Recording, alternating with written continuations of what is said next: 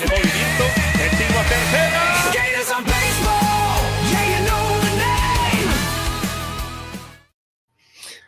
Yo, yo, yo. Can you hear me? Can you see me? I think we finally are back. The internet has blossomed in my damn building. I had to go through 400 circles, but we've done it. And this one is dedicated to you, the Recovery 716, because you're the first one in the chat. I'm Schmitty along with Christian. Skaters on Baseball. Todd K says loud and clear. And we are starting at 5:05, just like the Giants are up in Sacramento. We got the game on here. We got Root pitching to Meckler. Christian's uncouth in the South. What do you got? Oh man, we got Giants baseball. We're getting real close. Couple of exhibition games with the Tigers, and this strange sack game today, and it's on, man. I'm excited. I can't wait. Well, you know that the Giants are your 2025 Cactus League champions. They're actually the Major League Baseball champions because Toronto only got 18 wins. And as of today, Giants, until this game is played, are tied with KC for 19 wins. But this game, I don't think this counts for the Cactus League, right? Probably not. So we ended up in a tie with Kansas City, but you can't play your minor league squad as part of the Cactus League. I hope not. Yeah, but they did that in half the games. They were those weird split squads and that's true. All that nonsense. Now, see, this is the right attitude. Look at the recovery. Look at the recoveries emoji. Oh, feel that. Chain recognized chain in the baby. Let's go. Right, that's right. Todd so yeah, K. we're waiting for this thing to start, and yeah, spring training was surprising. I thought the Giants played really well. I thought they got some great pitching and situational hitting, which has been absent for 4 or 5 years now. They really were, they were getting the little things done, the sac flies, moving runners over, getting those hits in those 2-out situations with runners in scoring position. All of that was fantastic, man. Oh, what do we got? Is he out? What happened with Jelly? Did he eat too much peanut butter? Please tell me he got stuck in Arizona. I do not want to I don't know the Jelly news. Give it to us, Cole. Tell us what's going on, because we were just talking about, like, since Birdsong is the number 5 starter, will they put Roop into the bullpen or keep him around for later when one of the pitchers gets hurt and we need another starter? I didn't hear anything about Jelly, though. I didn't either, but let's hope he's not on the 25 man. Let's hope he's not on the active roster, because hey, he does nothing for me. I don't think he's of the caliber that they need in the bullpen, especially since they're short on left-handers. Like, you trade out a right-hander for a right-hander, take the more dominant right-hander. In my opinion, Roop is far more dominant than Jelly. I mean, you said that it's a kind of a waste not to start Roop, but you got to break him in somewhere, and you figure Hicks is going to run out of gas at some point, or Verlander's going to run out of gas, and that's going to open it up for him to start. But I don't think he should be sitting in sack cooling his heels waiting for that to happen. No, I think you're in sack pitching every 5 days like you would be a starter. And I just think that the old regime would do what you're talking about, which is like confuse the shit out of these guys. And like, am I a starter? Am I a reliever? Am I in sack? Am I in SF? I just want to see people getting positions that they're aware of and given the opportunity. I want to see Matos playing more than 50% of the games. I've been thinking about this a lot, because I'm like, okay, we already know this year is borderline playoff at best for the Giants, right? I mean, if we're being realistic, they'll be lucky to make the playoffs, but we're kind of playing this year as a transitional year for next year. And I think next year, there's going to be no excuse not to make the playoffs. And also next year, we won't have Lamont Wade, Wilmer Flores, or Yaz. So with that mentality, don't you play these guys that are our future, even if they're not ready 100% right now, because you're getting them primed for when it is going to matter. Because this year, if you lose 2 or 3 games because Matos played over Yaz, which I don't even know if that would happen, but I'm just saying, like, I'd rather lose a few games this year, getting the guys primed up so that next year everybody's just like raring to go. That's just me, though.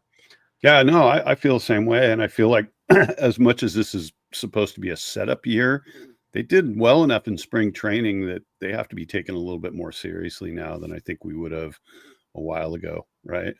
And what you're saying about the young guys, I mean, look, the first time Yaz goes into a protracted slump, which is his MO, get him out of there. Get McRae in there. Get Matos in there. I mean, it looks like Matos is going to get a lot more playing time, so that's hopeful. And yeah, I mean, now that Encarnacion's out for 4 to 6 weeks with the finger thing, you know, probably Ramos is going to move to the DH spot, right? Or at least part-time DH. Wilmer can't DH every day. He doesn't hit enough for that, you know? Yeah, we'll have to see. I think Wilmer did a voodoo prayer for Encarnacion or something. The guy was the best hitter all spring, and then he breaks his finger doing what? He's in the outfield. How did it happen? It's crazy. I'm so bummed on that because I was really looking forward to seeing Harar play some from the get-go. Yep. Yeah, and he went for it trying to get that ball, and just, you know, shit happens. So hopefully he'll be back sooner rather than later. Is the over-under, Daniel, is that 79.5, 79.5 wins is the over-under? Yeah. Because I take the over all day long. I'm on the over on that. Matter of fact, I got to get that going before opening day. I got $100 on that one. Sweet. I'm trying to dig up the beat writers. Sean Jelly optioned. All right. There we go. McCovey Chronicles report. Sean Jelly optioned. So long, sweet slender man. I guess I don't need to bother you anymore for an autograph, Mr. Cool Guy. Oh, well, good riddance, right? So that means Roop's in the pen. I don't know. Or Peguero or Peguero. Rodriguez. There's so many arms. It'll be interesting to see who fills up the bullpen. Yeah, I think they're going to want to develop Peguero a little more because the velocity's there, but he's kind of one-dimensional, you know, and that's the thing that they're going to have to work on with him, because you can only blow guys away with heat so long, and then they realize, well, this is what he's got, so I'm just going to sit on it, right? But I liked what I saw, you know.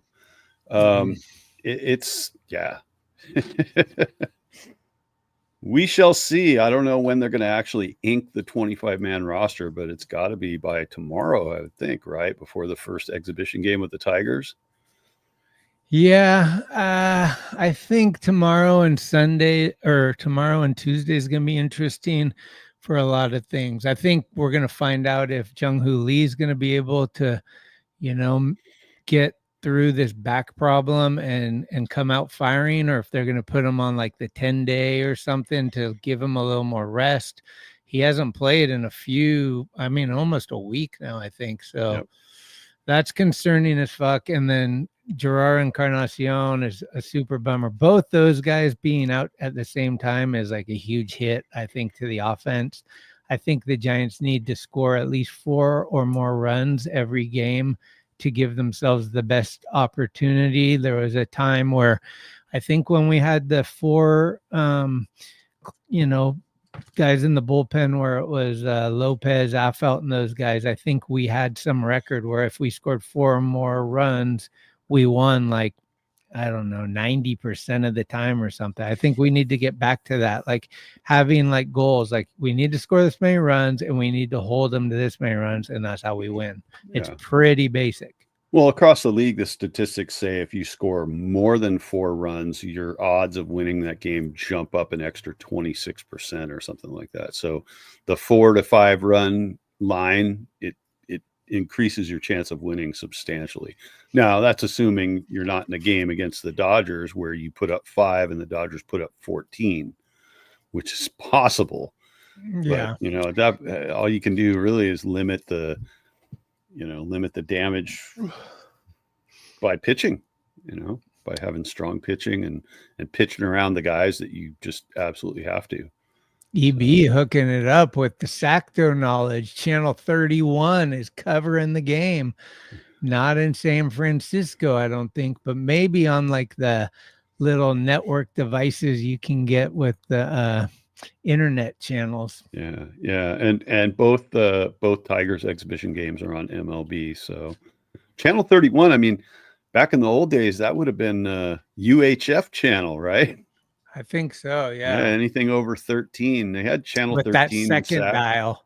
I think you turned it to U, and then the bottom one you turned for That's the right. next, like, what was That's it, right. 30 to 56? No, or it something? was 1 to 13 was VHF, and then you flip it to the UHF, and then you had the dial with, like, I don't know. Oh, it 40. started at 14? Yeah, they went all the way up to 60, I think, with old UHF, right? Because Mm. they had Channel 54 in San Jose.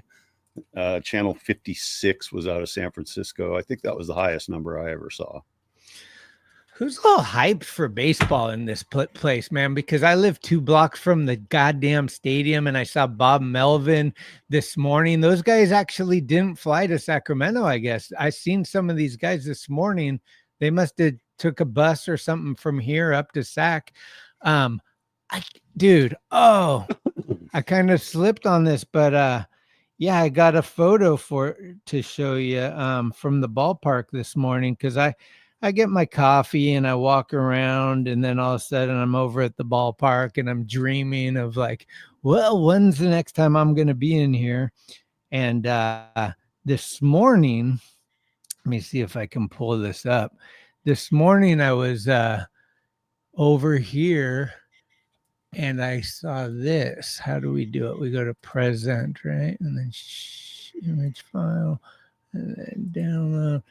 And then but goddamn, you can't. Hold on 1 second, guys. It'll all make sense when it happens. But yeah, I mean, I'm so excited for baseball. I'm going to both the practice games against the Tigers. It'll be cool to see, like, Scooble and all these guys coming in, and then Cheryl's taking me to Detroit when the games matter, and we'll be out there for the Giants when they're in Detroit. So it's interesting that they're starting. What a weird one, though. Like, as everyone knows, the season's usually the Bay Bridge series, and since the A's aren't in Oakland anymore, this is the first year without that. And to have the Tigers start is so random, but c'est la vie, I guess. Yeah, we could have a little 2014, replay, I guess. Well, it's funny because Verlander's on our team, and I mean, all this stuff, you can't even write it. It just writes itself. It's pretty crazy, right? Yeah. So you're going to go out to Detroit. What's that ballpark called now? Did they change names? Comerica, I think. Comerica. Okay. So it's a financial institution.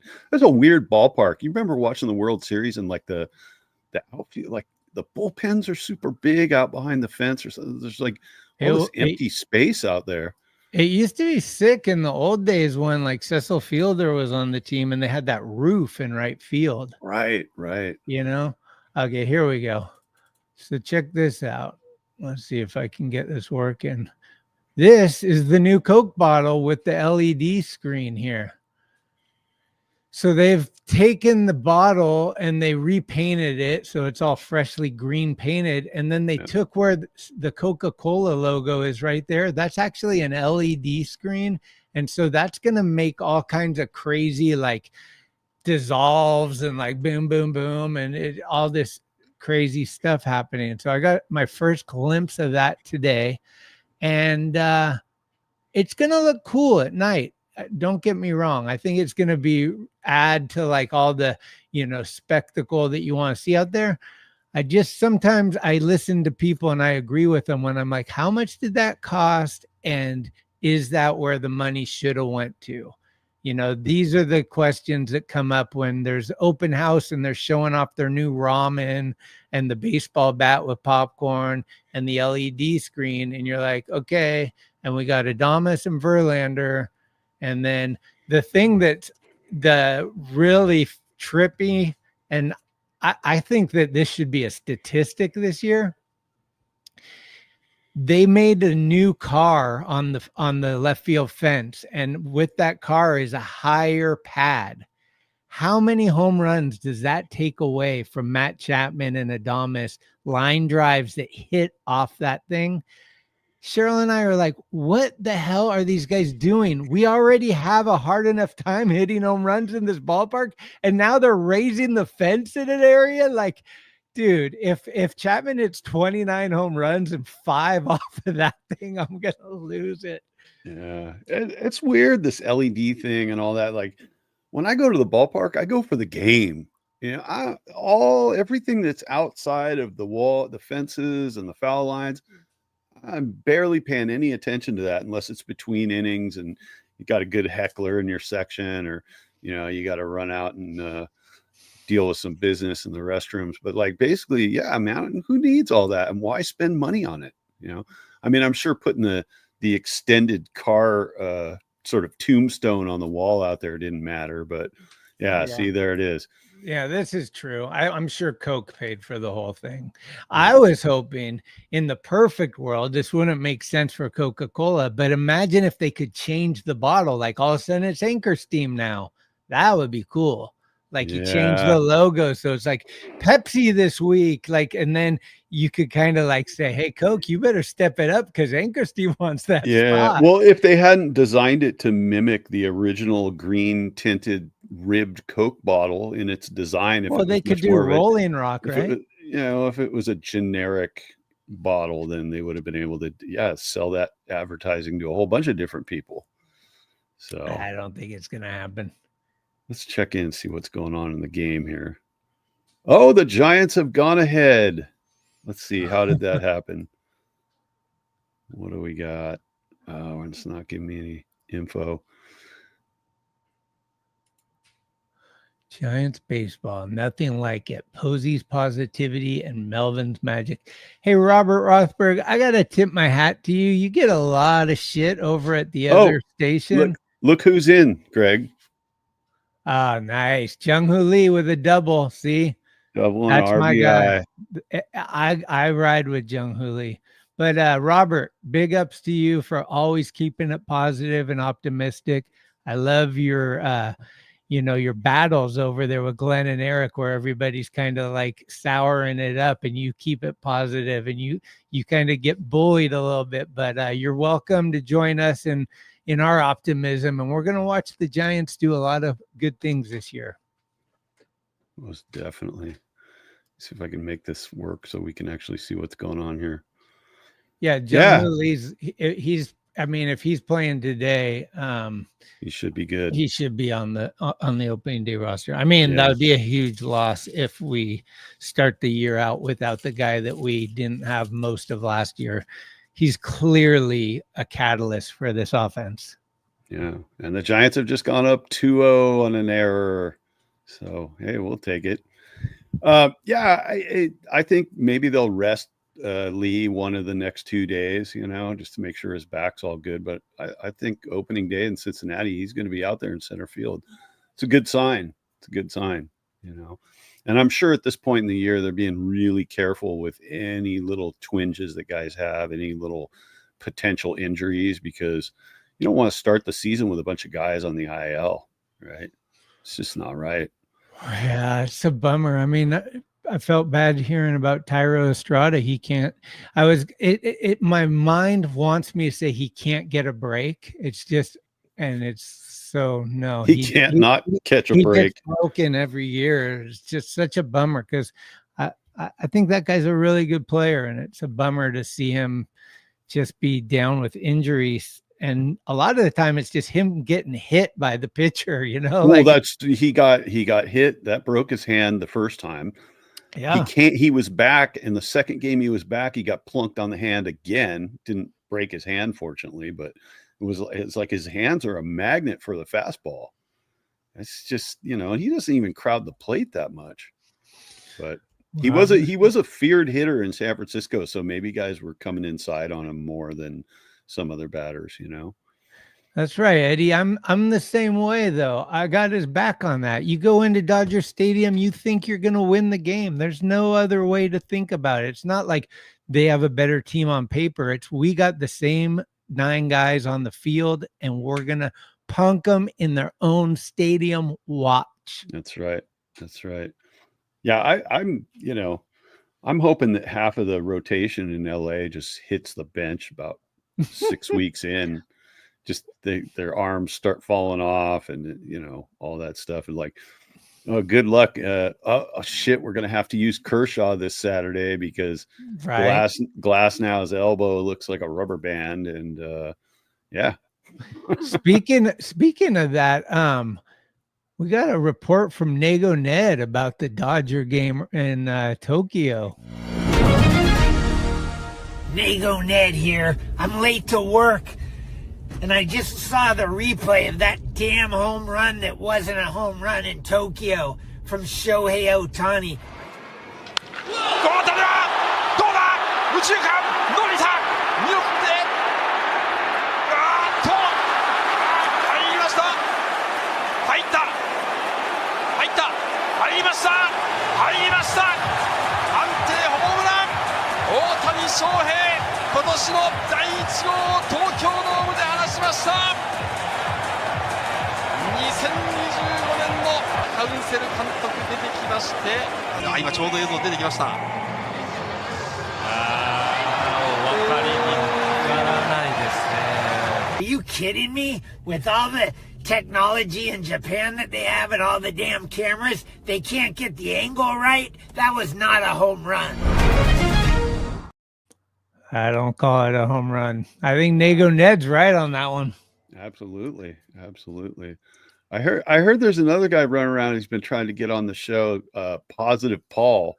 So No we way. may have a Positive Paul sighting here in one of the upcoming episodes. Okay, I'm looking forward to that. Yeah, he saw Nego Ned sent a message and said, "Yeah, I need to counteract this guy just a little bit." So I like this. we will see. We bring character to the pod. It's the podcast with balls and character. Daniel, the Giants will take care of business. Daniel, Robert, I just pretend the Dodgers aren't in the league. I'm more concerned with the D-backs and Padres. I run that too, actually.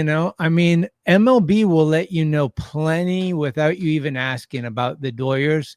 But I've been listening to some sports writers, and I'm not the only one that thinks the Giants are going to slide into third place and the Padres are going to drop into fourth this year.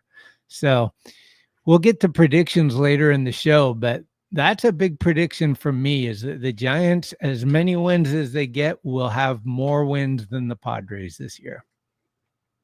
I believe that. This must be one of your KMBR buddies right here. Fresh pot. We do these things live at night, but you never know when people are listening to them. So in the morning time, it's just Coffee? What? Somebody said something about coffee. Fresh pot Coffee drinker, huh? Boys want some coffee? It's just French press. Fresh pot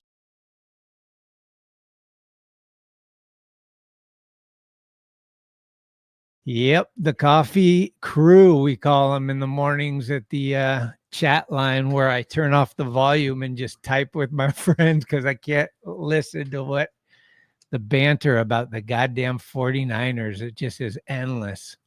And it's going to continue on this week, right? It's going to be crazy. Opening day for the Giants. Where is Purdy going to sign? Blah, blah, blah. God, fucking kill me. So listen, we should let everybody know Giants open in Cincinnati for opening day, but then when they come back home, they have a series with Cincinnati, and our buddy Curtis Franklin, I comped him a ticket, so we're going to be at the game Tuesday night, the 8th. And if any of you heads out here in the chat want to take in a game with the Skaters on Baseball crew, oh yeah, be there. Schmitty's at almost every home game, so you can catch him any old time. But yeah, we're gonna have one of our special guests, and the both of us are going to be in the house that Tuesday night. And apparently, supposedly, there's a rumor floating around that that's the debut of the new City Connect uniforms. That's right. It is the debut of that. And hopefully they're good enough to entice me to buy one that day. So if the black jerseys have some good juju on them, you'll see me with these guys in a Jung-Hoo Lee City Connect jersey at that game. That's my plan. Robert is on it. This is what I've been saying. You know, Buster's a winner, man. He's not going to want non-winners.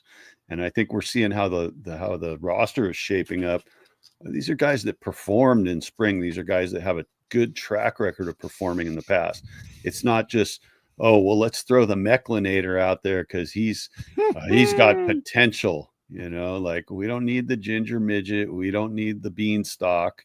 We need the real deal, these players. And I think Buster knows how to pick them. So I'm excited. You have to be excited. It's right here. Do you buy tickets the day of the game, or do you buy a plan from the team? I do it all, bro. I got like 3 different plans, and if I don't have tickets, I'll buy them the day of the game. I got friends that have tickets that sometimes they give me that they can't make it to the game. I'm just kind of like flying by the seat of my pants, but I got a little crew that I meet over there before the game usually, and we kind of shoot the shit and maybe try to get some autographs of the visiting team usually before the game. So that's been working out and been fun. I collect baseball cards, so I bring a bunch of cards over and get them signed and see at the end of the year how well I did. Yeah. Hey, we're gonna have to chime in with Charlie Craig, our Seattle buddy, one of these days, because the Mariners, I believe, scored the most runs in spring training, 194 runs in spring training. By comparison, the Giants, even though they finished at the top of the standings, only scored 164 runs. So that's a 30-run differential. Not that it means anything. They're not even in the same league, same division, but Seattle, I think, is going to be dangerous this year. I think the rest of the AL West is in trouble. Well, they got rid of forever giant Mitch Haniger. That's right. So that's going to be interesting to see what their outfield is going to look like with Arozarena. That's my guy. I really like him. And Julio Rodriguez. Those are like 2 of my favorite non-Giants. Why do you think I put a Arozarena on my fantasy team, man? Oh my God. We got to get to the fantasy picks, guys. This is insane. So I've never met anyone in the last 2 years that had first pick and didn't pick Shohei Ohtani, but we got a guy. That's me. Yeah, I got to hear your reasoning. You took it looked to me like you took 4 starting pitchers in your first 5 picks. Yep. Is that right? Yeah, and I'll tell you why, and this probably makes no sense to anybody other than myself. The last time I played fantasy baseball was back around maybe the year 2000. Okay, and I played a fantasy baseball league. I think it was on Yahoo back then, and played with one guy that I worked with, and then I think there were like 6 or 7 random people in there. And basically, the pitching won it. The starting pitching, like they racked up the most points for you, basically. Okay. And I realized that, like, starting pitching's everything. You don't have good starting pitching, you're going nowhere. Right. So, yeah, I went with with big time pitching picks up front. I don't think it works like that, though. There's 5 categories for offense, 5 for pitching. So it's like they're all relative except for saves, because there's only closers can get saves. That's about it. But I don't know. We'll see. Skubal was his first pick, by the way. And I got Bobby Witt Jr. That's a good choice. I had him on my watch list, but you got him before I could. What's his name? The guy that's in here a lot, Anthony. He got Shohei because he got the second pick. So he picked Shohei. And what's crazy in the Yahoo League is you can get Shohei 2 different times. They have him once as a pitcher and once as a batter. So if you get Shohei, you don't get him for both. You get him for either offense or pitching, which I thought was kind of weird. But two different teams can't pick him, right? Yeah. Oh. Like you can pick him as a pitcher if I have him already as a batter, and you won't get any of his offensive stuff. You'll only get his pitching and vice versa. But yeah, it's interesting. I don't know how to feel about that. I looked at that like a couple of days ago and was like, yeah, believe me, when Glenn heard that one, he's like, Christian, come play with us. We'll take your money. I was like, I'm telling you, the way I selected my roster was different. I didn't it go was different. I I liked didn't go it. for the flash. I went for, I went for guys that I thought were going to perform day in and day out, guys that are going to give me, No, stuff like Skeens went to somebody else. Skeens went in the second round. So Christian got Scooble first round, second round he got Webb, third round he got Corbin Burns, and Skeens went ahead of Logan Webb in the second round. Yeah. It was Tatis then Skeens. So Yeah. sorry guys, we tried to do it on the thing and my internet pooped. So yeah. Next year we'll get it right, but excited, first annual, so it's gonna be fun. You want to run down your choices, who you picked, just so everybody knows? My team? Yeah. Sure. I started out with Bobby Witt Jr., then I got Corbin Carroll, then I got Matt Olson, then I got Rafael Devers, then Ozzy Albies, and then Brent Rooker from my Sackletics, and then we got Marcelo Zuna. Round 8, Edwin Diaz, a closer. As you can see, I still haven't taken a starting pitcher yet. Round 9, Aaron Nola, my first starting pitcher. Pretty good one too for 9th round. You gotta say, right? 10th round, we went Ryan Helsley, get some more saves. Then round 11, I sold my soul to the devil. Roki Sasaki, kids. Oh no. But let me defend myself, right? I figure it's a no-lose situation because hopefully Sasaki does crappy and I'll be stoked. But if he does do good, at least I'll get to benefit on my team. That's how I'm looking at it. Then I got Chris Koss will make you jump. Oh, doubled in Schmidt. Nuh-uh. Yep. What? There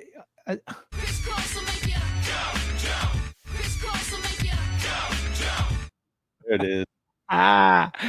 Yes, sir. Yes, sir.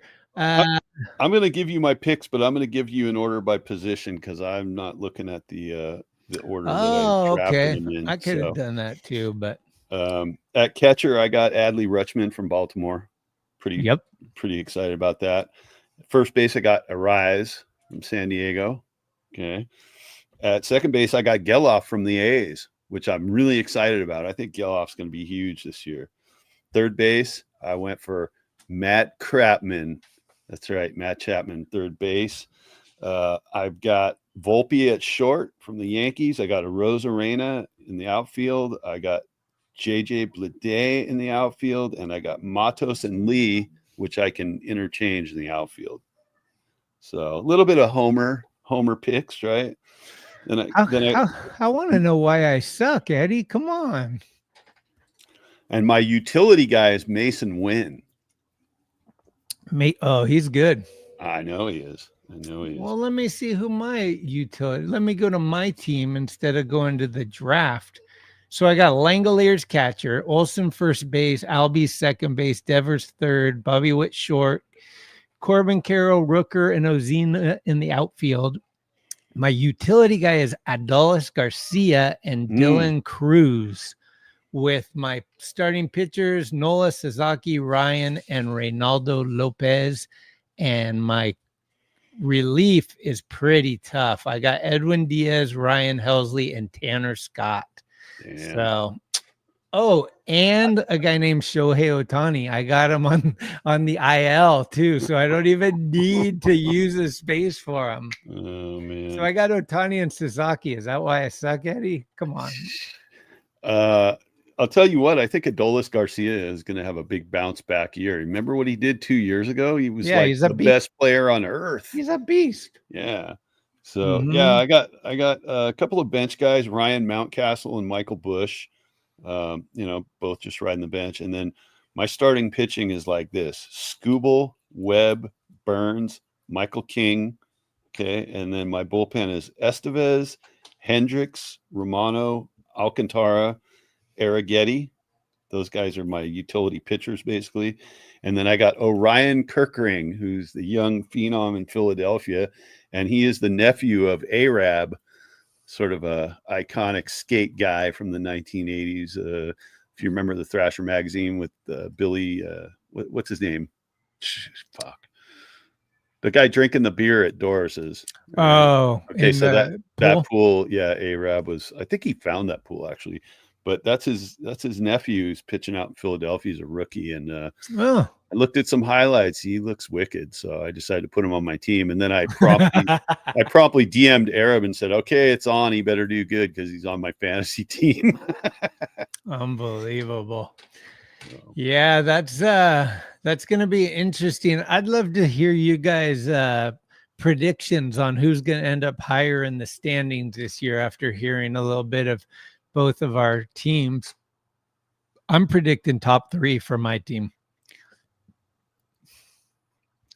There we go. Robert says Bailey's going to be an all-star. I think he can be.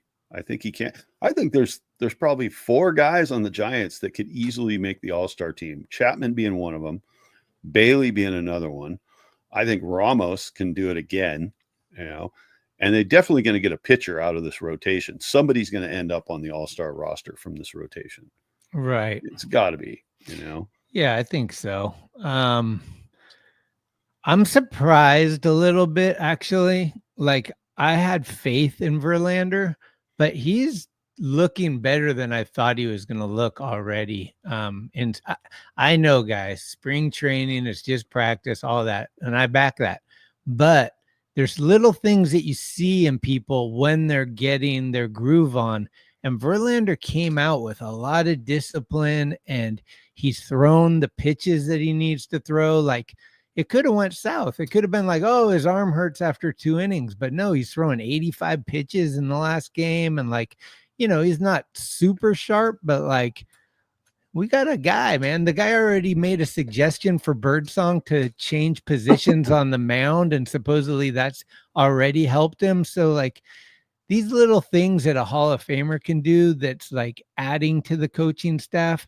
And I really can't over talk how much we're not going to miss Farhan in the old ways. Mark Price, also the pitching coach. I think that was a huge problem for our pitching last year, was just the uncertainty and the analytics, like the different things that they were doing to kind of mess up these guys' minds, that I think maybe took some of the velocity away from like a Harrison and stuff. So I don't know. I'm excited to see what this year is going to bring. Yeah, I think they were micromanaging everybody last year, the pitchers especially. But, it's like, yeah, if a guy's mechanics are good and he just has to work some stuff out, don't start tweaking the mechanics. I mean, they were doing all kinds of stuff last year, and kind of playing this merry-go-round. Guys are in, guys are out. The whole platoon system was just no good. And I think, to your point with Verlander, everybody's excited Verlander was touching 95 post-surgery. Well, he threw a couple pitches at 96 and 97 miles an hour yesterday. Right. In like the 5th inning. Yeah. Like, not just right out of the gates. And Todd K, I got some beef with you, bro. You're getting under my skin a little bit. You're betting on the Dodgers, and then you're comparing Verlander to Snell. Listen, Robbie Ray is going to step up like he's going to be close to Cy Young Robbie Ray. Verlander is going to be Verlander, and Birdsong is going to rise like no other. He's going to be the story this year. People are going to be talking about him the way they talked about Skeens and Scooble last year. Watch this. And Snell, he was great for 2 months? We got guys that are going to be just as good now as they are at the end of the year, and that's what we want. I kind of like hearing that Buster was like, I don't even want to talk to Snell. He's not my dude. He pulled himself out of a game in the first inning because he wasn't pitching well, and then he didn't play in the last game of the year. The guy's just not like a total team guy, it doesn't look like. So I think that was Buster's decision, was like, I want Adames who's going to come in and be the team guy. And those are the guys we want. Verlander comes in and he's helping the staff and stuff. So let's see how it all unfolds. Yeah. And I think that, that everybody's too willing to let Snell's no-hitter, complete game, all that, or, eclipse the first 4 months of the year when his groin got him not once but twice, and then he got rope-a-doped in a couple of games. He was out in like the third inning. So it's not like he put in a stellar season with the Giants and it was something like, we got to have this guy back. It's like, well, yeah, the potential's there, but if you look at Snell's stats going back all the way to Tampa Bay, let's say all the years in between Tampa Bay and including last year, he wasn't one of the top 20 guys in baseball. So there it is. Yes. There you go, baby. Hayden Birdsong, rookie card. Now feel me. Let's go. Look at that. Yeah, no, I'm in. I think, dude, Birdsong was throwing heat and he's got the year of experience. I think there's direction. There's just, I don't know, the energy coming out of the spring, like all these guys getting there before it even started and building like camaraderie and stuff. They've just done a lot of little things that have been like a step above what is usually asked of you.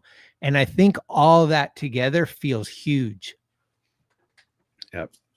And we got, what we got to see of Birdsong last year. A lot of people say, oh, he never went more than 5 innings, whatever.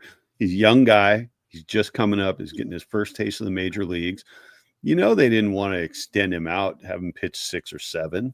I mean, it was, and he didn't have the experience. So he would get in a little over his head. But for the most part, the stuff was there. The approach was there. He looks like a 15-year-old on the mound, but his mental, he looks like a grizzled veteran in the way that he approaches every at bat. And he really mixes it up, which I like, So the Giants have had traditionally pitchers that don't have a deep bag, but Birdsong throws like 4 or 5 different pitches.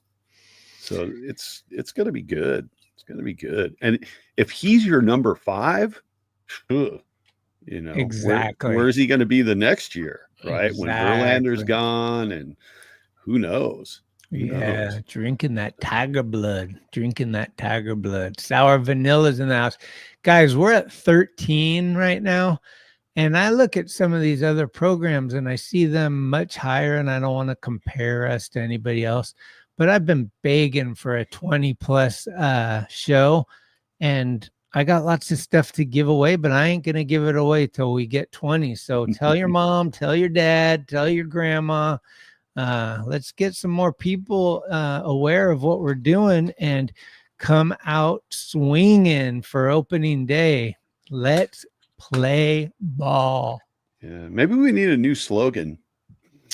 New slogan? Well, I mean, we've been going 3 years running with a podcast with balls, and the Giants have been going with nothing like it 3 years in a row. So maybe we need to change it up. Well, I always like it's the place to MLB. Yeah, that's a good one too. I gotta ask Todd K a serious question. Is it Carrot Top or is it Sideshow Bob from The Simpsons? I know he's talking about Dustin May. Okay, yeah. Yeah, Carrot Top. I think Carrot Top's going to be injured like Glass Arm. Both those guys will be hurt before the All-Star break, and it looks like Sasaki is literally a crybaby. Like from everything I've heard about him being scared of the media and this and that and all that stuff, and then seeing him out in that first game he pitched, he looks scared out of his mind, dude. Like, I think this is too big for him. Like, he's a good pitcher, but I don't know if his mental is going to be able to handle this. Shit, he walked 5, right? Yeah, he was a mess. Did you see? He looks so nervous. Yeah. Well, they'll hope that they can ground him a little bit. But, I mean, dude, like most of these other pitchers you see coming over from KBO or Japan, like they don't look rattled like that on the mound, Yeah. I mean, Yamamoto, he looked pretty poised last year. I think what's his name? Our guy, Jung-Hoo Lee, he's looked like so ready. Like I feel like he's more frustrated than we are that he's been like hurt and stuff. He just wants to be out there as much as he can be. Yeah, he stepped in like he'd been playing in the major leagues for a couple of years already, you know. It's exciting, man. It's going to be, if we can stay healthy and have Adames Chapman and Jung-Hoo Lee healthy all year with Ramos and hopefully a Matos kind of overshadowing Yastrzemski, then the first base is the black hole for me. For me, that's an area we can't fix this year. If it's going to be Wade and Flores kind of like rotating with possibly Gerard in there later in the year, it kind of is what it is. But all the other positions I feel like could be like what they're going to be for like 4 or 5 years, you know, like we got Bailey at catcher, Adames at short, and Chapman at third. Those three are locked in for like 5 years, right? And then Ramos in left, he's going to be the first left fielder to play 2 years in a row since Barry Bonds. Like, you know, that's crazy. And then we got the 30 home run curse that we haven't hit 30 home runs since Bonds, and also the 30 stolen base curse. So all these things need to get handled, and I'd love to see them get handled this year. They could all get handled this year. I mean, there's a couple of different dudes on this roster that could easily give you 30 home runs. Chapman could do it. Adames could do it. Fitzgerald could do it. I mean, yeah, there's the potential is there, right? The guy that can do it is McRae if he could get on base enough. That guy can steal whenever he wants. Easily. He could, if he was playing on a daily basis, he could put up steal numbers approaching Cincinnati dude, Ellie, right? I mean, Ellie stole what, 62 last year? A lot. He can steal whenever he wants. But Bailey got him. That was cool. Bailey gunned him down that first time they played. Yeah.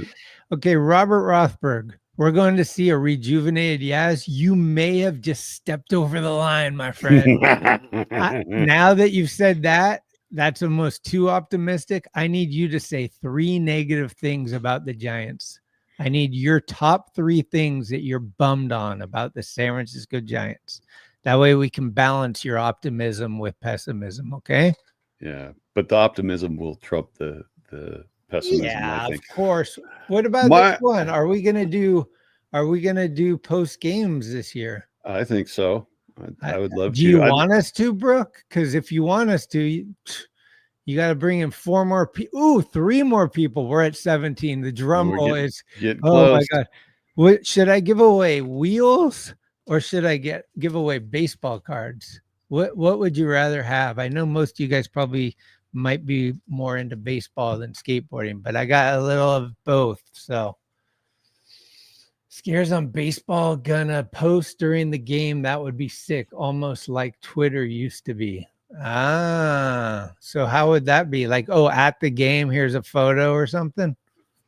I'm up to do whatever you guys suggest. I want to take our game and elevate it. So if you guys are like, oh, you should do this, send it my way. Suggestions are always good. Hey, so listen, I got a trivia question that somebody put to me about a week ago. It's a baseball trivia question, and I'm hoping that we can get everybody to take a stab at it without running to your phone and looking it up. And this is a tricky one. And one answer might be really easy, but the other one is not. Okay.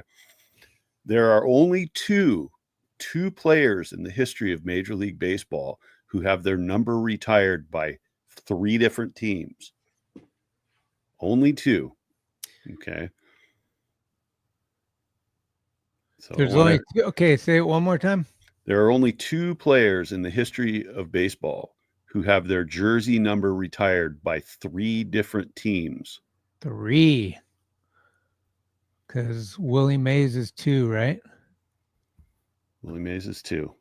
So there's 2 players that have their number retired by 3. 3 teams. Did they play in our era? They played in the era that you and I have been alive. Yes. Yes, they did. So anybody who wants to put their guesses in the chat, we'll look for that one. Nolan Ryan, one of them. Nolan Ryan is one of them. That's That's the easy one. The other one's not so easy. okay. But when you find out what it is, you're going to be like, of course. Is it another pitcher or a hitter? Look at me getting all the clues. It's not another pitcher. Oh, is I'll it the guy that just passed away, Mr. Pedro? It is not. Pete Rose? He was It is probably not. 2, huh? Phillies Reds. I will give one more clue. This player was also a manager for a brief stint. And it is not Reggie Jackson. Not Reggie Jackson. That was when the guy asked me the question. Reggie was one of the first names that came to mind after Nolan Ryan. Nolan Ryan, it just popped into my head instantly. Yeah. Then I was completely stumped for about 4 hours before I figured it out. So, and I did not look it up. I sort of like had to wonder about it. At any rate. I want to send a text to Alex Pavlovic and tell him the Mecklinator has struck out twice already today. Please do me a favor. I would much rather have Sean Jelly on the team than Meckler. So don't even, if Encarnacion's hurt and they replace him with Meckler, I am gonna not be happy. We can do better, boys. They won't do that one. So EB's taking a stab in the dark. It is not any of these 3 players. Oh, Frankie?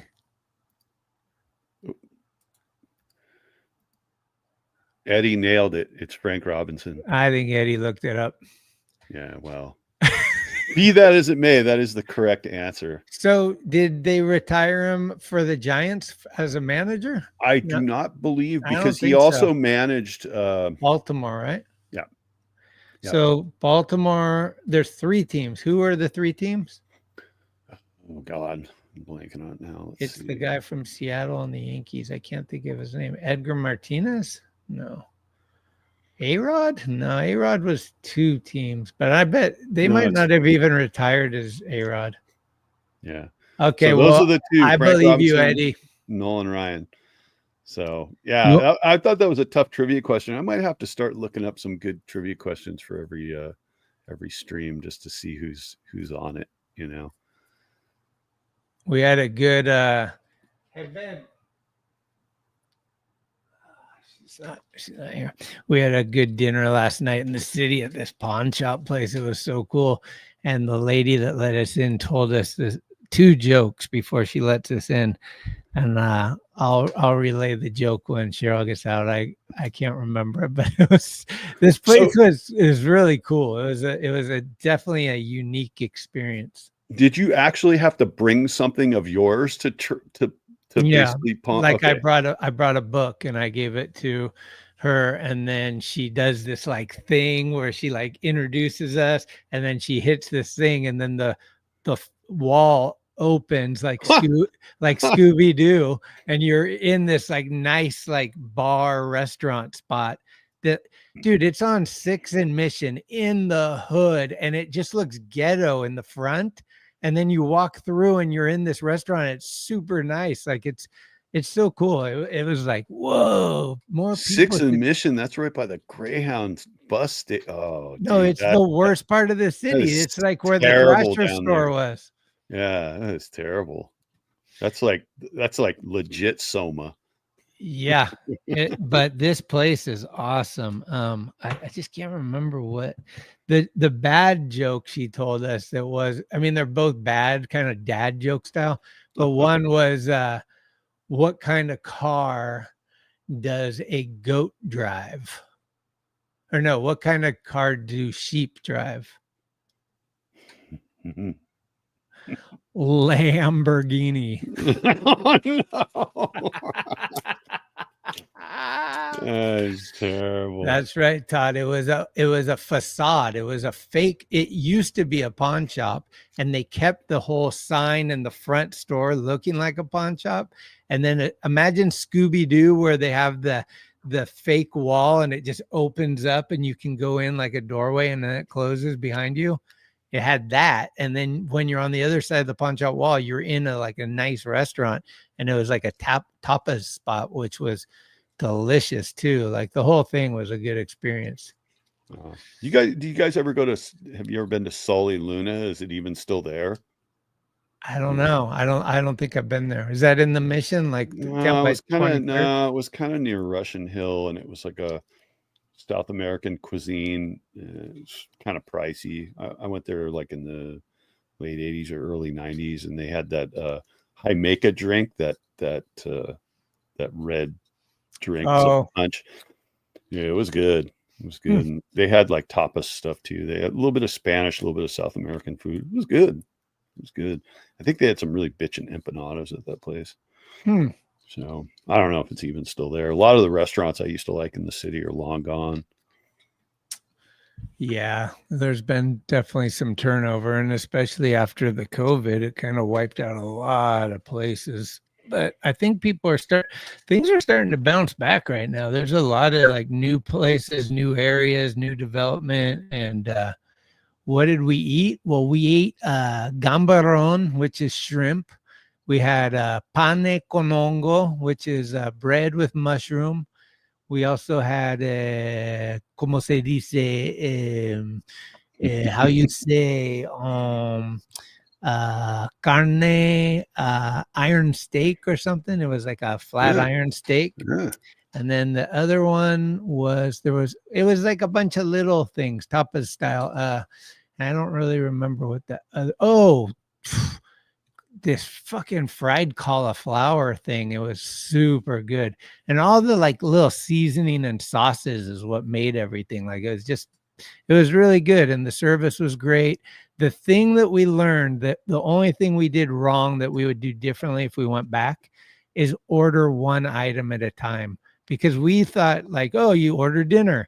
They brought everything out like right away. And we're like, fuck, we want to stay here for a while, enjoy it. Like, so we saw other people, and what they would do is they'd order like one or two things, they'd bring them out, they'd eat it, and then they'd order something else. And I think that's the way to do it when we go back. Yeah, you got to treat it like a sushi bar, right? Order one of these, one of those, and then sit and enjoy it, and then a little bit more. So I love shrimp too. Shrimp is, if you make the shrimp right, like El Matate makes these shrimp tacos, man, with the sauce, it brings out the shrimp is like mild enough that the sauce can be the thing, but like it pulls the shrimp out with that flavor, and then the texture, everything about it. I just love shrimp.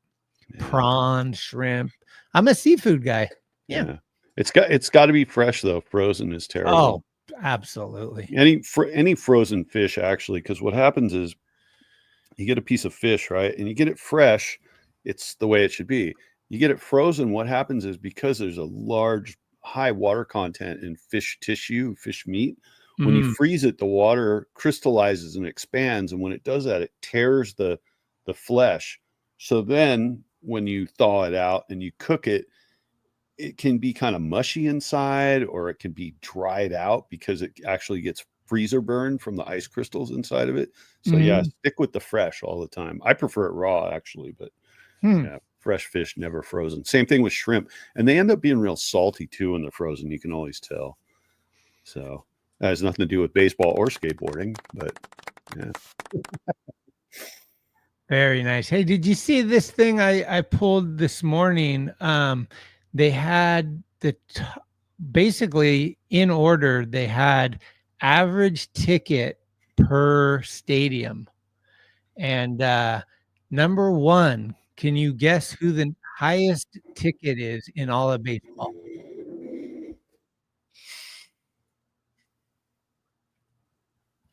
I think it's the Sacramento Athletics. Ding, ding, ding, ding, ding, ding, ding.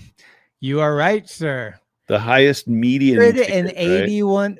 Well, it's an average. The most expensive ticket in baseball this season, at a median price. So this one is $181 for the Athletics.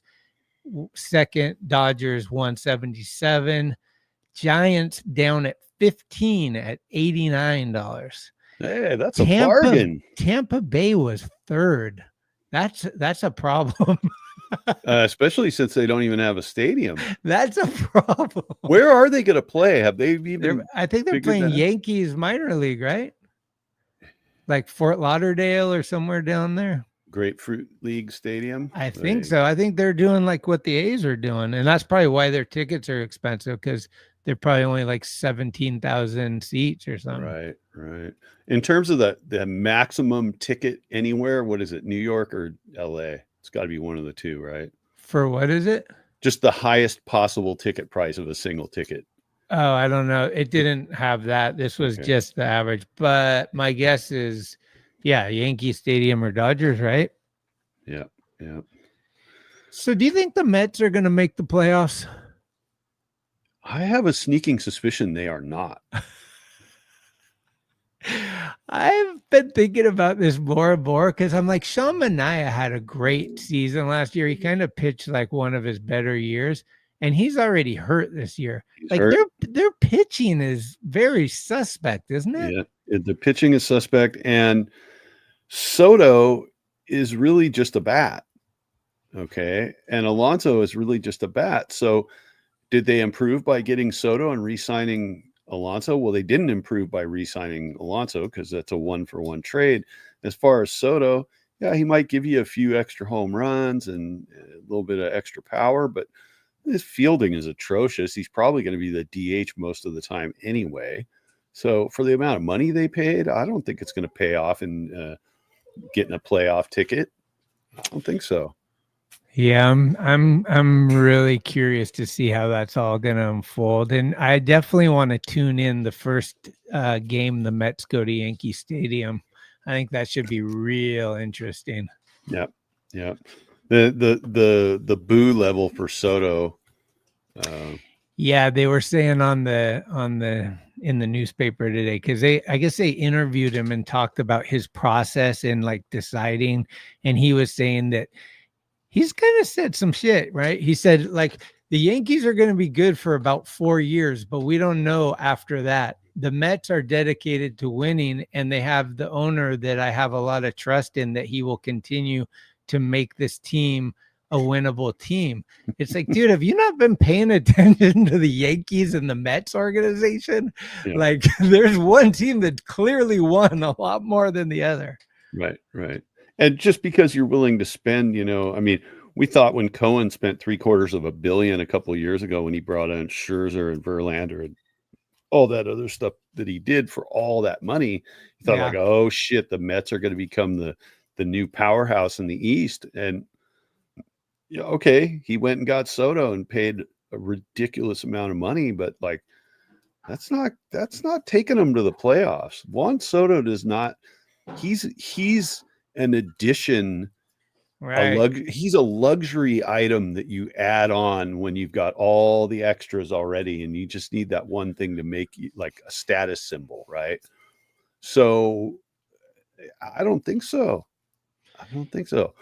I mean, any Mets fan can step in here and tell me I'm wrong, but I just don't see it. I don't see it happening. And the National League East is not easy, No, that's the other thing, is like, I'm looking at the standings and I'm like, okay, to me, for the National League East, the Mets, National, Marlins, Braves, Phillies, I think the Braves and Phillies both are better than the Mets. And to be honest, the Nationals are going to be good this year. I think they're going to be a lot better. I don't know if they'll be better than the Mets, but I'm just saying they got a tough division. Yep. And then the National League Central, who are you giving the Central to? You got the Cubs, the Brewers, the Reds. Who you got? The Reds are my dark horse for that division, but I think it's going to be kind of a dogfight between the Brewers and the Cubs.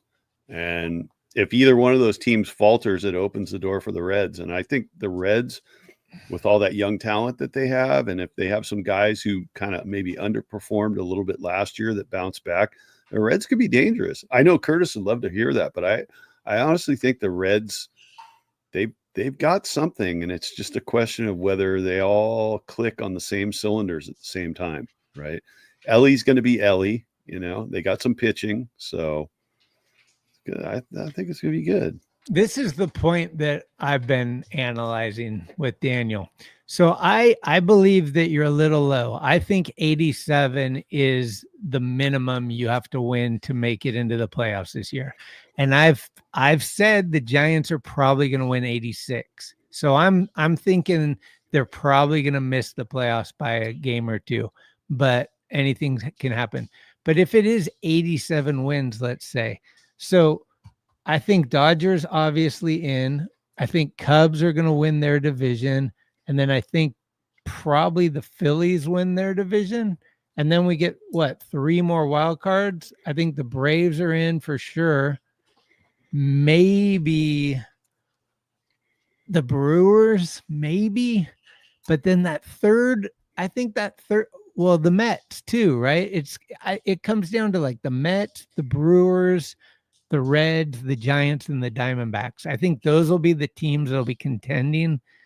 It'll be interesting. And I kind of look at the Mets the same way as I look at the Reds. I think like the Reds are a team that they just beat themselves a lot of time. Like they fall apart, like they have this talent and then McClain gets hurt for the whole year, or, they got Hunter Green and he can't stay healthy. But they have these great players. I mean, Ellie De La Cruz is arguably one of the best players in baseball if he gets it all together, right? I mean, he hits power from both sides. He's one of the fastest in the game. He's got a cannon of an arm. He's a very exciting player to watch. So, yeah, I don't know. It'll be interesting. But yeah, you can't count the Braves out ever, because the Braves always, just perennially, they seem to find a way to do it, either that or they're stacked. I don't think they're particularly stacked this year. Cardinals are going nowhere, right? Rockies are going nowhere, right? I mean, I honestly think the Diamondbacks don't do much this year for some reason. I just have a feeling they're not going to be able to do it, and they kind of went all in with they picked up a lot of players, but I don't know how that all meshes. Padres dead in the water already, I think. And yeah, I mean, but yeah, I'm with you. I think 87 is the floor. I think it's going to be tough this year. I think there's going to be a big disparity between the guys at the top and the guys that are just kind of hanging around the wild card race, waiting to, you're going to have to step up. You have to win a lot of games, and for the Giants, that means playing well at home and also playing well on the road. They can't have this weird imbalance where they play really well at home and then they go on the road and they drop 6 out of 8 games on the road. It just doesn't work, Right. So are we to read anything into this as I'm watching the game day here go by? Christian Koss is playing for the Giants, not the River Cats. Okay. Casey Schmidt is playing for the Giants, not the River Cats. What is it? So Christian Koss is on the Giants.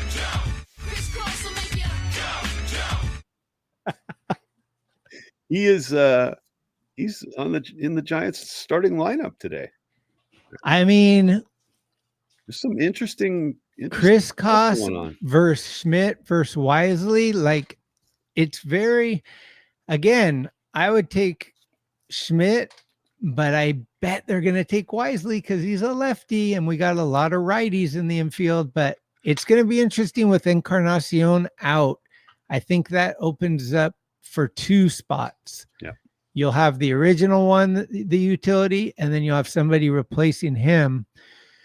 So we'll see. It should all get determined like in the next 48 hours. How likely is it that they bring Casey Schmidt along for the ride as a part-time DH? Casey Schmidt? Mm-hmm. I don't know. He's so good defensively. I think that they would probably try to get him in there occasionally. The big thing's going to be how good Fitzgerald does. If he's striking out as much as he is, he's almost looking like McRae to me. It's like he's really up in his strikeout thing.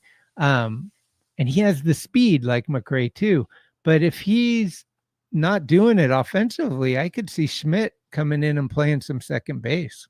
Yeah. Fitz has been striking out a little bit too much, but he has been taking his walks, so he is getting on base. That's good. I mean, that kind of cancels each other out, but yeah, you need the hits, and he doesn't have to hit 5 straight home runs in 5 straight games like he did last year. But he shouldn't even be thinking about that. Just be productive at the plate. Get the ball in play, get the ball into the outfield grass. Do that. And when you're up against a pitcher that you can just rake against, then swing away, right? But I think that's the hitter's discipline, is part of that. But yeah, I mean, I guess they're going to make a few more cuts before tomorrow, but I don't know. I don't see Wisely in the lineup. And I think they're not going to make the cuts till Tuesday after the game. They're going to wait till the last possible minute. I don't know. I bet what's going to happen, because the Giants are at home. So Tuesday after the game, they're going to fly to Cincinnati and they're going to take the guys with them. And the people that don't get on that plane are going to realize they're not on the squad. That's right. Well, there's going to be 2 planes, right? One's going to no, there's going to be a bus that goes to Sacramento. Yeah. Here, get on the shuttle. We'll take you to the plane, and the shuttle ends up just driving right out of the airport. This is a long trip to the airport. Oh yeah, we're going to Sacramento. Actually, really, we're flying out of No, you're not flying. No, you're not going anywhere. You know what? I mean, we laugh, but that must be rough, man. Especially if you're a guy, especially if you're on the bubble, right? You're that guy who's like, man, I gave it everything I had. I thought I performed really well in spring, and I was meshing with the guys, and fuck. Well, this is interesting. You know what? D-Shot said that he wanted to see what time it is. And I was like, well, I got to tell you, the time is now. But maybe it's not. I don't know. Okay, D-Shot. It's time to shit on Farhan. It's time to shit on Farhan, D-Shot's favorite segment. And we're shitting all over you, pal, because you went to LA after you screwed us, and we're not missing you at all. It's that song, I'm not missing you. We got to play that every time anyone talks about Farhan, because we ain't missing you at all, buddy. We got Buster in charge, and we are going. We're going somewhere, and it's up. Was that one of the former Eagles that did that song? I miss it. I thought it was maybe a girl, no? Or is it Bryan Adams? Oh, it might have been Bryan Adams. This is like way out of my league trying to figure out pop music. Oh, no, I think it's John Waite, it says. Oh. I don't even know who that is. I don't know either. But he ain't missing you at all. Somebody's talking basketball in here, I think. Oh, yeah? Oh, March Madness. Yeah, I haven't been watching that. I'll probably watch the next round. I think there's going to be the Sweet 16 is at Chase. The next round is over here, I think. Yeah. All I want to know is Gonzaga still in it? I don't know. I haven't been paying attention. I've been paying more attention to how hurt Steph Curry is and how soon he'll be back, because we were on fire and then he got a pelvic contusion and the team is just night and day without him. But man, Jimmy Butler has turned this squad around. It's been fun watching the Warriors. Jimmy Buckets. That's right. Steph gets knocked onto the floor a lot, man. I'm surprised he doesn't get hurt more often. I've seen dudes just get under him and just flip him, and like he falls from 4 or 5 feet in the air right onto his back on the wood. Like, yeah, that's gnarly, Yeah. If you see the play where he got hurt, You're like, wait, there was no foul? Yeah. Like, it's crazy. Yeah. Crazy. Oh, Todd says Gonzaga's out. Okay. Oh, they lost to Houston. Houston's good. They'll probably get pretty far. So, yeah, I went out for a little skate yesterday morning for the first time in a bit since I was up north and it was raining all that time. Went out and met up with Stropel and some of the Arcadians, and we had a little roll around the Duarte Park yesterday. It was fun, man. Yeah. I missed it. And I'm once I get back from this next trip up north, I'm going in to get my knees fully scanned, x-rayed, MRI'd, and then hopefully going to get them fixed by the end of the year so that I can live out my autumn years with healthy knees. There you go. It's brutal, man. I have no ACLs. I got meniscus problems. I got osteoarthritis. And so I want to get that fixed. Thank goodness for medical insurance. Yeah. You know, there's some parks up by where your mom lives. Oh yeah, Monte Rio, Sebastopol. I think Petaluma is just about to break ground on the new Grindline Park they're building there. The Napa Park is pretty kick-ass. Napa's right? fun. St. Helena's fun. St. Helena is the one I was going to say. That's probably one of the funnest ones up there. There's the one further up in Willits. It's really fun too. Yeah. I thought there were a couple that were right up by the border that were kind of fun. Arcata, isn't Arcata good? Arcata's way up there. That's where Phil died. That's what I'm talking about. It's like up by the border, right? Yeah, it's small, but Coleman, Colorado State just lost on a buzzer beater. That's your boys, right? I think you're in Colorado. That's rough. Yeah, Coleman, who do you have tonight? Arizona or Oregon? Starts in 20 minutes. Ooh. Wow, Sunday night, huh? I thought it was Monday night was the big games. I think they weed a lot of them out. So what do we got? 3-1 in what? It's the bottom of the fourth. In And the fourth? Tristan Beck is now on for the River Cats, and he's facing Jung-Hoo Lee. Wow, this is all with 2 outs, man. Ramos doubled, Flores walked, and now Jung-Hoo's got a chance to knock in at least one. We'll see what happens. Should we let Coleman on for a second? Yeah, why not? Catch up with a Cubs fan. We'll throw a link out there for you. Get Shard all angry. Yeah, cruise in. Let's talk some Cubs. We don't know much about, or at least I don't know much about college basketball this year. So we're mostly skateboarding and baseball on this show. I think that's the link. I don't know. I don't really send the link out too often, so hopefully that works. Oh, and you put it in the chat, so everybody's going to try to ping it, but you have to allow them in. So yeah, exactly. You're still holding the keys to the door. So come on in, Coleman. While we're waiting for Coleman, it looks like Nego Ned is about to report live again. He's out there. This is Nego Ned out in front of Triples Alley at Oracle Ballpark, where they're celebrating their 25th anniversary. Last year, the Giants only hit 17 triples at the ballpark. Jung-Hoo Lee should do that alone this year. Jesus Christ! This year marks the 25th anniversary of the ballpark, one of the best in baseball. But Larry Bear's spending money and time putting pop into the Coca-Cola bottle. Now we're doing a whole LED around it, and especially at night with it lit, it's going to really pop. Why doesn't he put some pop into the bats? And Larry's got some outlandish thing where if the Giants win 80 games at home, he's going to jump into the Covey Cove. Why don't you do something realistic, Larry? Nego Ned, 55 home wins for Tim Lincecum. I'll jump into the Cove. F you, Larry. Ah!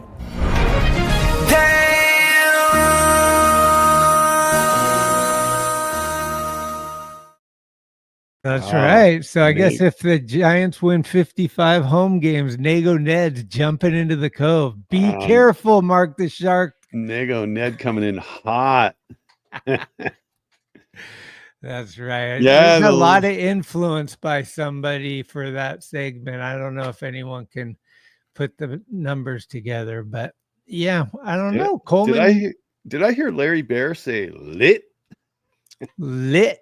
It's gonna be popping. Oh, damn. Well, look, Landon Roop's still in the game. It's going into the 5th inning now, and he's at 68 pitches, 41 strikes. He's pitched 4 full, 7 strikeouts. He's only given up 1 run. So not bad. Not bad. Those numbers are. Can you see those numbers? Oh yeah, I can. Huh. Yeah. He's basically got 7 strikeouts. He's only given up 1 run. Okay, 4 innings. He's pitched 4 full. Yeah, he's still in there. EB's down for Nego Ned. Yeah, Nego Ned's coming in hot from the ballpark, man. Oh man, Insane. you never know what's gonna happen over there. I can't wait to. I'm gonna go over there.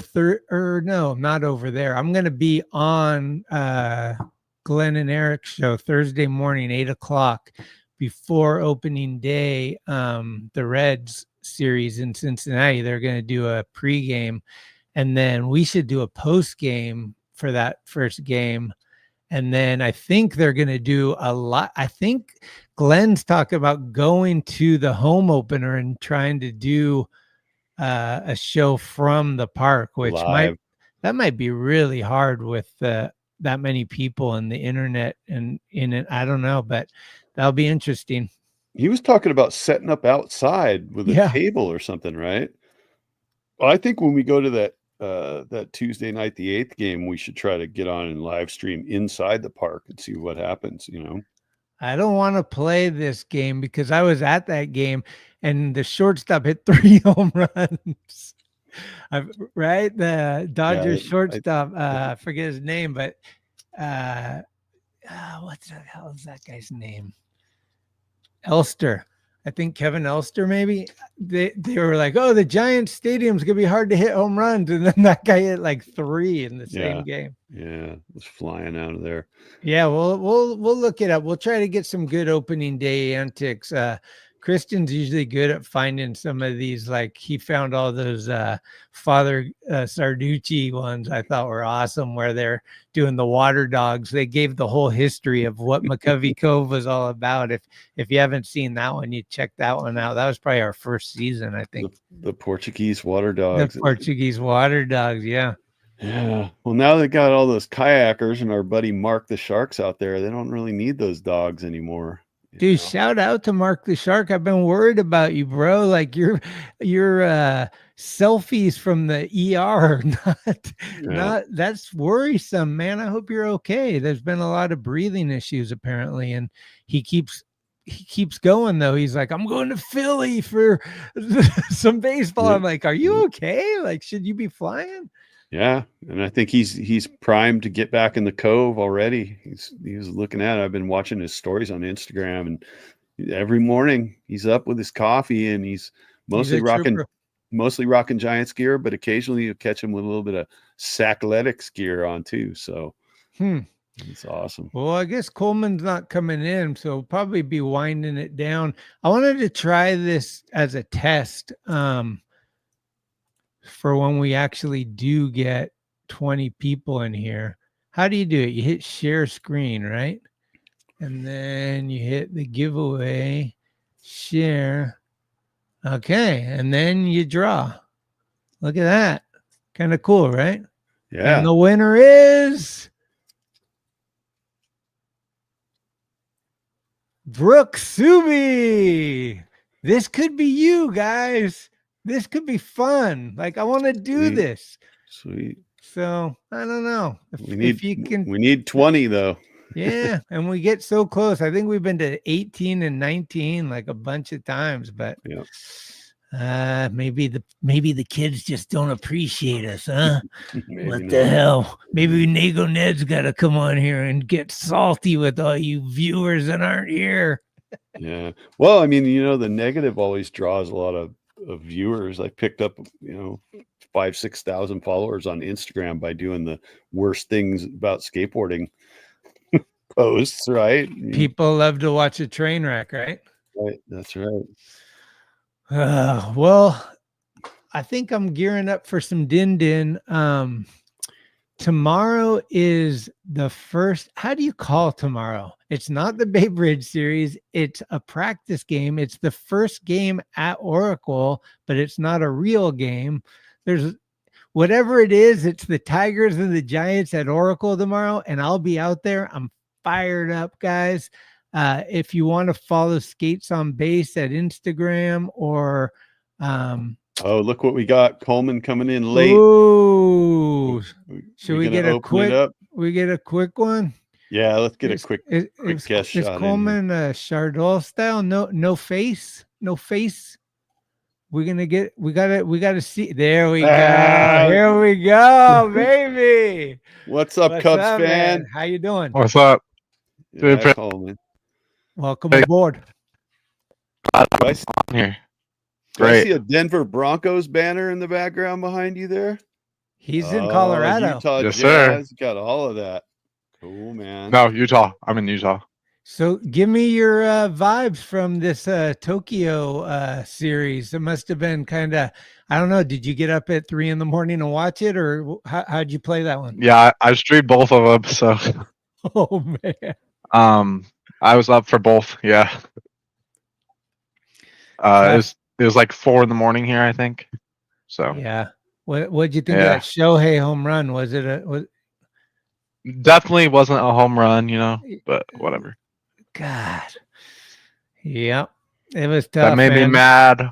The one that should have been a strikeout before the home run by, I think it was, is either Edmund or that one made me mad too. That should have been a strikeout because that was like, I don't know, but that made me mad. Birdie, John Birdie. That was bad when he just threw it over Bush's head. Had the double play in this, Yeah. Horner's coming back though, so that's good. Yeah. He's good. We What need him. about I got him Kyle on my Tucker? fantasy. You jazzed up on Tucker?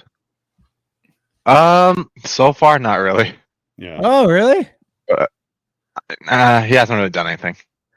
But I know it's spring training. He'll get better. He'll I be think back to so. where he was. I think when he gets to Wrigley, he's gonna rake.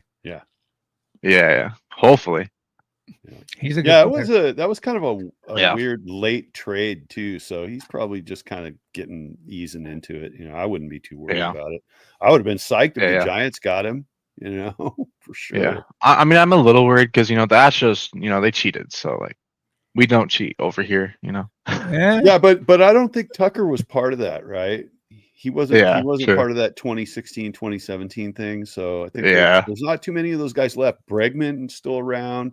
Altuve's still around. I mean, it's a handful of guys. I Well, mean, Bregman's in Boston. yeah, but I'm saying he's still playing. He's still. Oh, right. Yeah. Well, did you have a fondness for Bellinger? Were you a Bellinger guy? I loved some belly bombs, once in a while, Yeah. He's always a Dodger for yeah. me. So. I've never had a Cubs jersey. Like I just barely bought this hat, like Oh. because I've never had enough money to like buy a jersey or anything. Uh-huh. I was gonna buy a Hap jersey the other day, but they're sold out on Fanatics, so I'm like, dang it, Mm. because that's probably my favorite player is Ian Happ. So I'll probably buy like Imanaga or Justin Steele maybe. Steele's he's legit. I like Justin Steele. Yeah, he's good. He's a good pitcher. What's going on at your show? Are you doing a lot of the March Madness right now? I've been live for a couple, I've been just doing ones like little ones on my phone. If there's like an upset or something, I'll go back, but yeah. Okay. I did my Utah State first round exits, but it's all right.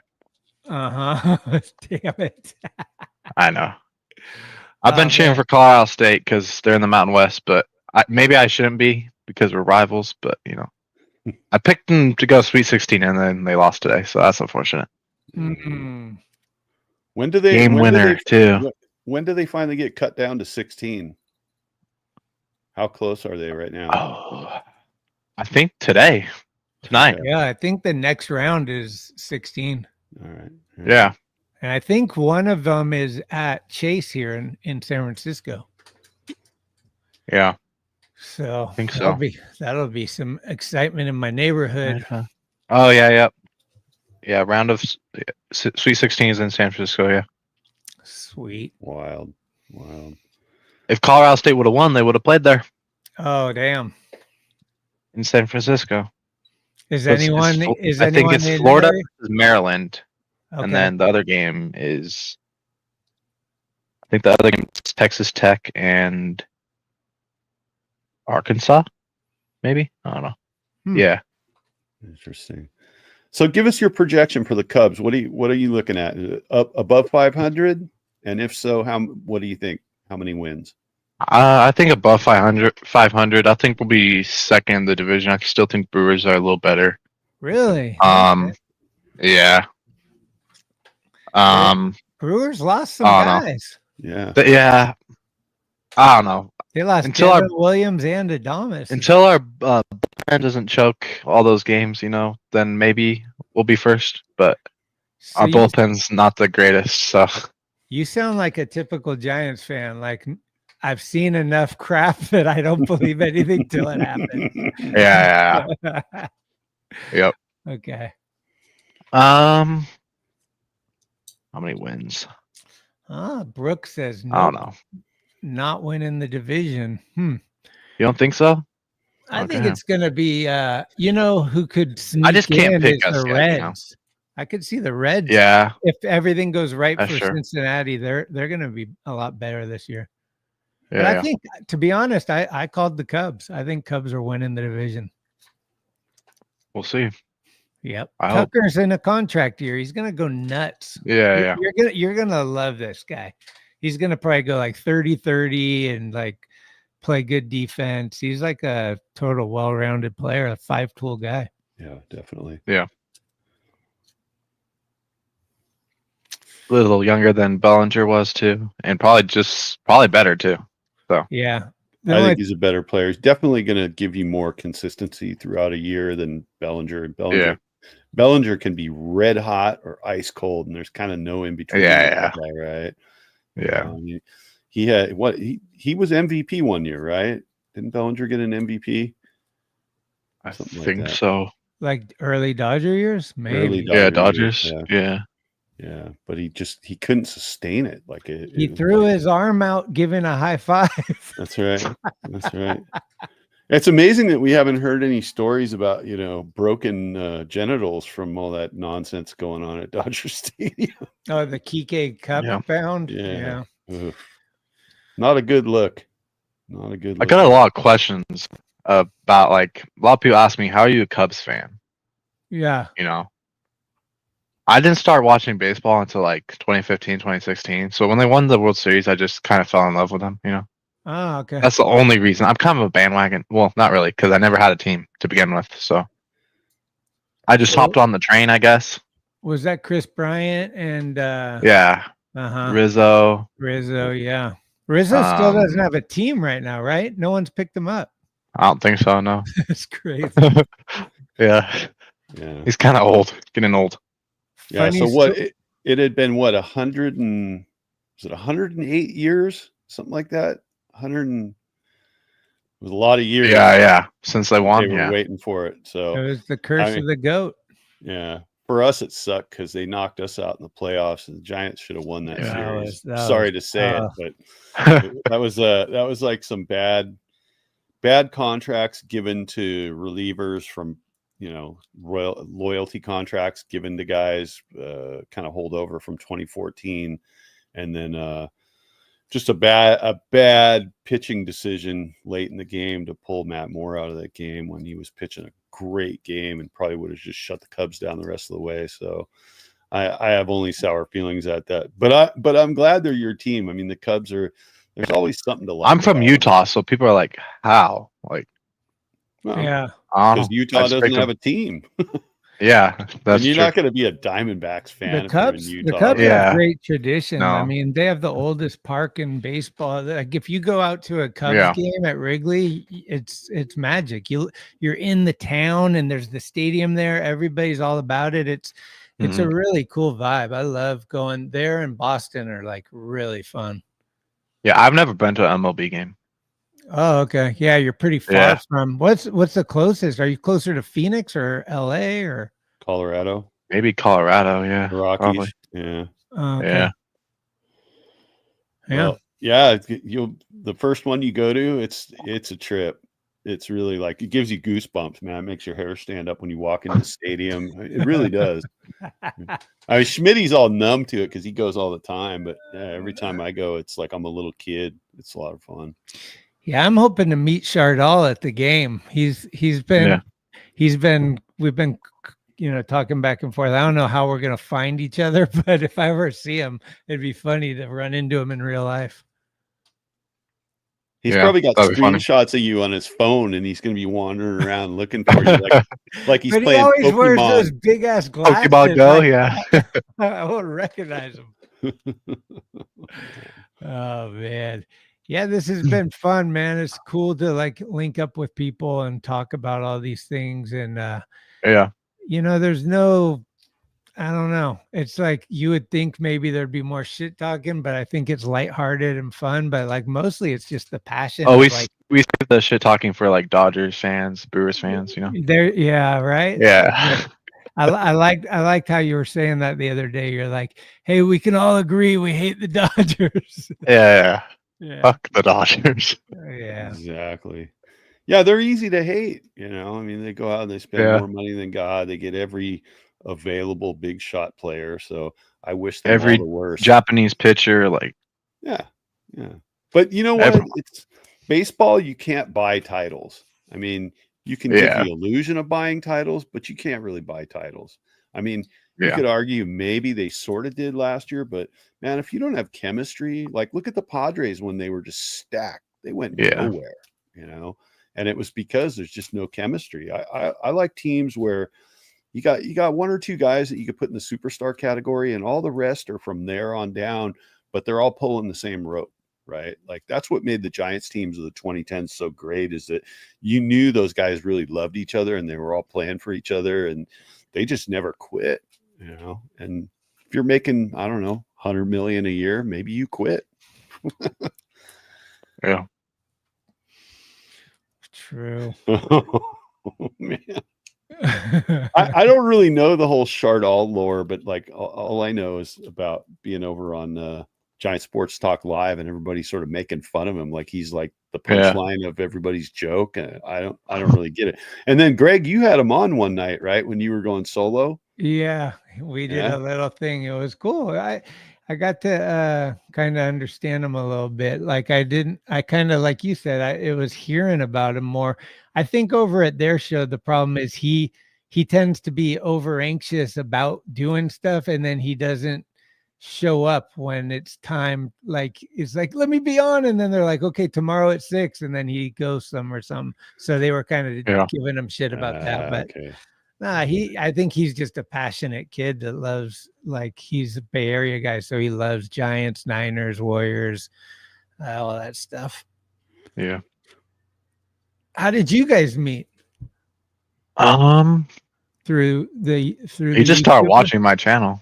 Oh, okay. Pretty much, yeah. And then you guys do Giants versus Cubs broadcasts like pretty regularly when they play each other? Yeah, we did a couple, yeah. Yeah, that's cool. I like that idea of like having somebody on the other team and you can both. Yeah. Yeah. We got to do that. We got to find a Diamondback fan that does games. And then we freaking made Giants Diamondbacks. Yeah. I can't believe you put Corbin Carroll on your fantasy team, Schmitty. Okay, Corbin Carroll or Roki Sasaki? Well, I got both. Yeah. Sorry about you. Hey, getting the Dodgers on was way harder on my brain than getting Arizona guy. Yeah. Yeah, that makes sense. Yeah, it is what it is. Well, I gotta get out of here. I gotta make some dinner for the fam and get ready. We're gonna have a game tomorrow right down the street. Tigers are in town, so I got Giants Tigers 2 practice games before the season starts, and so I'm pretty fired up about that. See, maybe I'll get to see Scooble throw a couple pitches. There you go. Yeah, go check my fantasy guy, see how he does. My first pick. Well, it's not going to count in tomorrow's game, so. Yeah, that's true. Well, right on, Coleman. Thanks for jumping in with us. It's awesome to talk to you. So Thank you. We'll have to catch up again soon when things are going, and definitely when the Giants Cubs are playing, we'll have to have you on and get into it a little bit. Yeah, we're gonna. Yeah. You need to come back when you get that first jersey. Oh yeah, sure. There it is. I got the money. I just got to do it. All right. Well, thanks everybody for tuning in. We'll probably be back Thursday, I think, maybe after opening day game. Hopefully we'll have a Giants win and a Reds loss and a bunch of. Oh yeah, please. Yeah. Yes, sir. Well, cool. I think that's all we got for tonight. Yep. We'll sign out, and thanks for being in here, everybody. It's like to see a lot of people in the chat being active. It's always a good thing. And thanks for bearing with my trivia question. I was stoked that Eddie got it. And remember, if we get 20 in the chat at the same time, we'll start giving away the house. I got a bunch of stuff I'm happy to give away. So take the hat off my head if I have to. But yeah, thanks for tuning in, everybody, and we'll see you next time. Thanks for listening to this episode of Skaters on Baseball. If you liked what you heard, please spread the word, give us a good review, or hell, blow us up on your social media if you're down. Follow us at Skates on Base on Instagram for baseball news and other fun stuff.